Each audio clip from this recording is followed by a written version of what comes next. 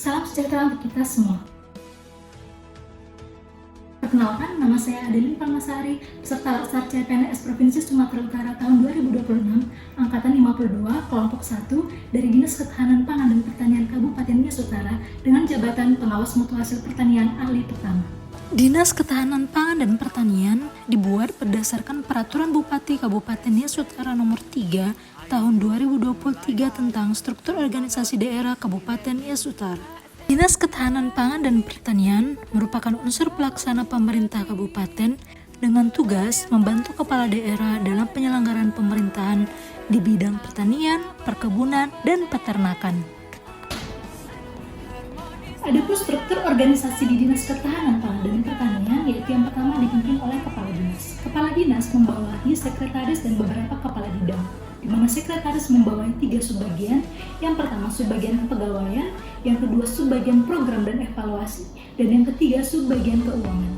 Adapun beberapa bidang terdapat di dalam Dinas Ketahanan Pangan dan Pertanian, yaitu yang pertama bidang konsumsi dan keamanan pangan, yang kedua bidang distribusi dan ketersediaan pangan, yang ketiga bidang prasarana dan sarana pertanian, bidang tanaman pangan dan hortikultura, dan yang kelima bidang peternakan dan perkebunan. Adapun juga jabatan fungsional sebagai penguat dalam pelaksanaan tugas.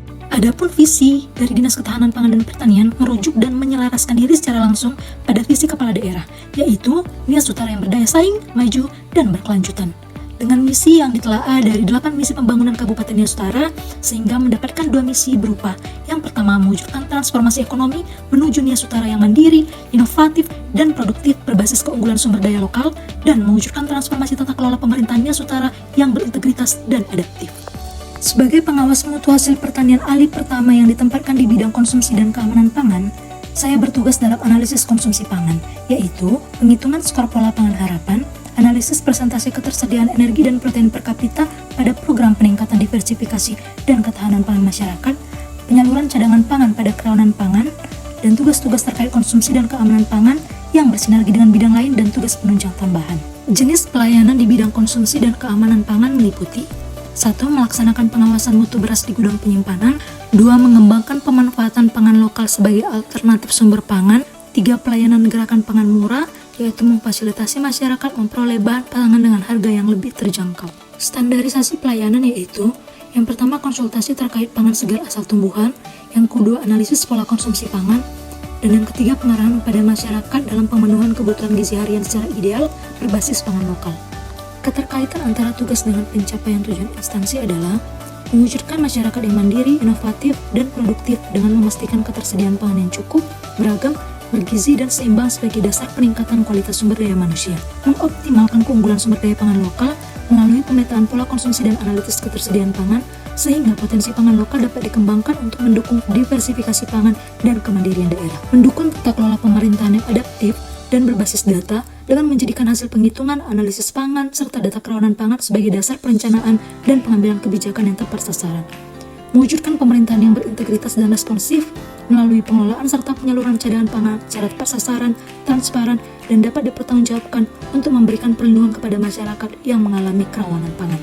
Upaya-upaya yang sebaiknya dilakukan untuk memastikan kinerja pelaksanaan tugas menjadi lebih baik melalui perwujudan Smart ASN yaitu yang pertama meningkatkan kompetensi dan profesionalisme, yaitu melalui pelatihan, bimbingan teknis, mempelajari regulasi-regulasi yang ada. Kemudian yang kedua memanfaatkan teknologi dan data secara optimal dalam mengolah, menyimpan, dan menganalisis data pangan secara lebih cepat dan akurat, sehingga data yang dihasilkan menjadi dasar dalam mengidentifikasi kerawanan pangan dan menentukan sasaran penyaluran cadangan pangan. Kemudian yang ketiga meningkatkan akuntabilitas dan integritas dalam bekerja secara transparan, bertanggung jawab, dan bebas dari intervensi maupun kepentingan pribadi. Kemudian yang keempat meningkatkan kolaborasi dan koordinasi dengan membangun kerjasama dengan rekan kerja, perangkat daerah, dengan kecamatan, desa, dan pihak terkait.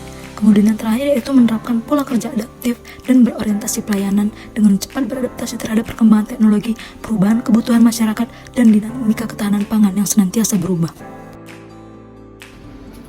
Sebagai bagian dari Dinas Ketahanan Pangan dan Pertanian, saya berkomitmen untuk memberikan kontribusi terbaik melalui pelayanan yang profesional, adaptif, dan transparan dengan memanfaatkan teknologi dan inovasi dalam pengawasan konsumsi dan keamanan pangan.